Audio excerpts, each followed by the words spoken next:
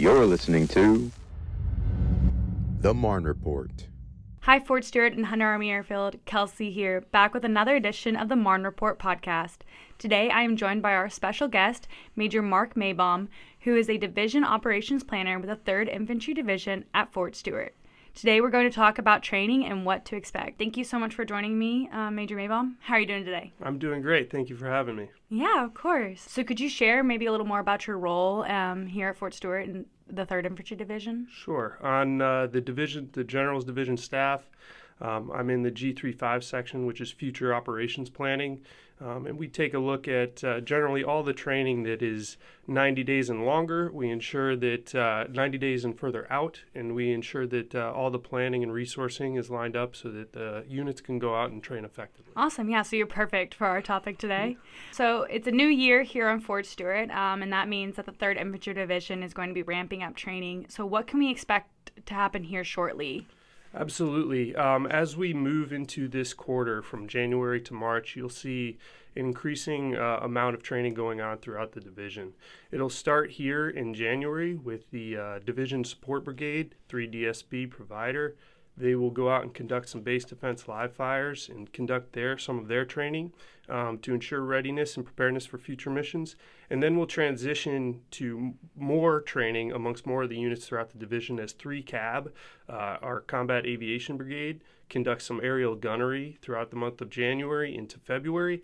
And then this will all culminate in later February into Marne Focus, the first 2 weeks of March, when 2 ABCT Spartan will conduct their 45-day training density into the Marne Focus, which will prepare them for their eventual rotation out at the NTC.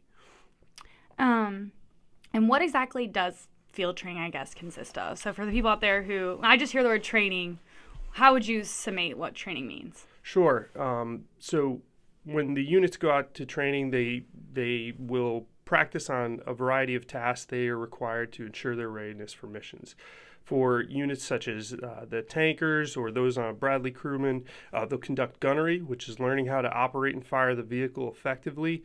The same goes for our aviation pilots, or in the case of provider, we have our sustainers and maintainers conducting base defense of their logistics nodes. So your soldiers might be out there firing from vehicle platforms, those weapon systems, their personal weapon systems, and they might be maneuvering around conducting force on force, which is a bit for our civilian folks, that's like a war game. We'll pit a couple forces against each other, have them go live with a mile system, which is like an advanced form of laser tag, and they'll get some really good training out of it, preparedness for future missions.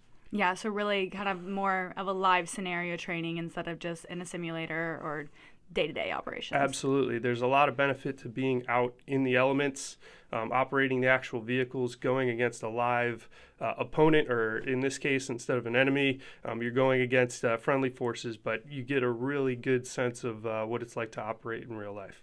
Is this leading up to anything for those units, or just they have to do it?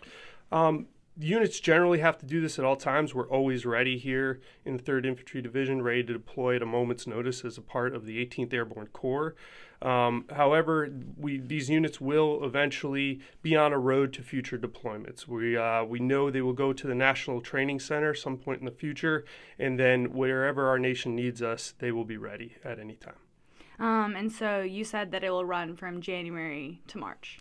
That's right. A variety of units will train from January to March. You'll really see a bulk of the noise and activity in that later February portion into the first 2 weeks of March when we do Marne Focus. There'll be quite a bit of activity, noise. It'll really be prevalent that we are training here on Fort Stewart in those first 2 weeks of March. And I know that the people here at Fort Stewart care a lot about the noise, as you said. What else can the community members or people on post, around post, expect besides just noise? Sure.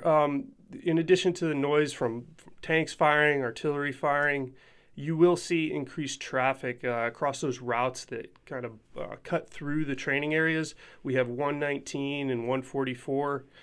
From time to time, units will need to cross those between training areas.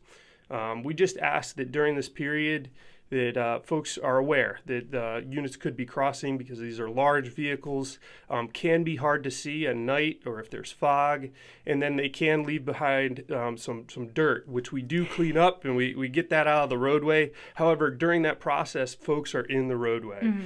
We will have road guards posted, so there'll be soldiers out there with road vests. They'll have flashing amber lights. We'll have increased MP patrolling of the routes to kind of provide awareness. But if you see these kind of indicators and you're moving on one of those roadways, just slow down, be aware, so you don't come up abruptly on a few tanks crossing the roadway.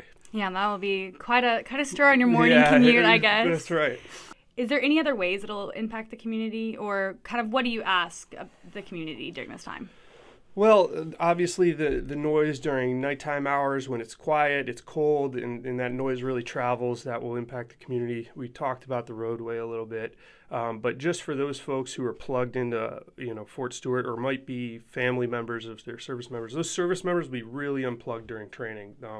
We try to make a realistic training environment. They're focused on that. They may not have immediate access to cell service, or they may not even have their cell phones on them at a time. So just be aware of what your contacts are with the unit, with services around the garrison, so that in the event you can't get in touch with your service member, you know where to go for assistance, whether that's medically or you just have to get in contact with your service member. Know which folks you can reach in the rear for your chain of command.